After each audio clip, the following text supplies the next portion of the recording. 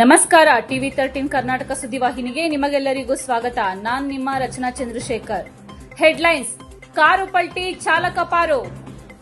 ಅಜ್ಜಂಪುರ ಪಟ್ಟಣ ಸಮೀಪದ ದೊಡ್ಡ ಬೋಕಿಕೆರೆ ಗೇಟ್ ಬಳಿ ಚಾಲಕನ ನಿಯಂತ್ರಣ ತಪ್ಪಿ ಕಾರು ಪಲ್ಟಿಯಾಗಿ ಕಂದಕಕ್ಕೆ ಬಿದ್ದಿದ್ದು, ಕಾರು ಚಾಲಕ ಒಬ್ಬನೇ ಇದ್ದು ಸಣ್ಣ ಪುಟ್ಟ ಗಾಯಗಳಾಗಿದ್ದು ದೊಡ್ಡ ದುರಂತ ತಪ್ಪಿದಂತಾಗಿದೆ.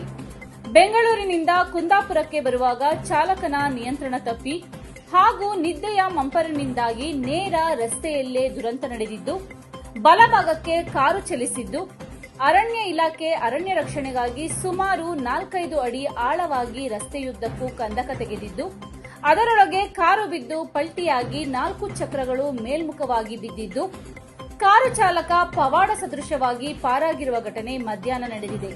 ವರದಿ: ಸೊಲ್ಲಾಪುರ. S Shivamurthy, TV 13 Karnataka, Ajjampura.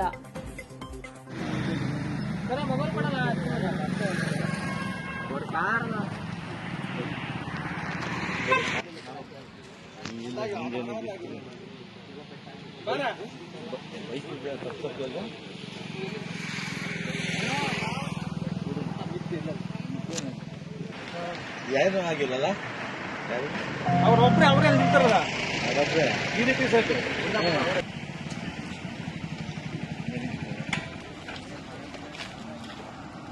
ಏ ಬಾಳಿ ಬಂದ್ ಬಾರೋ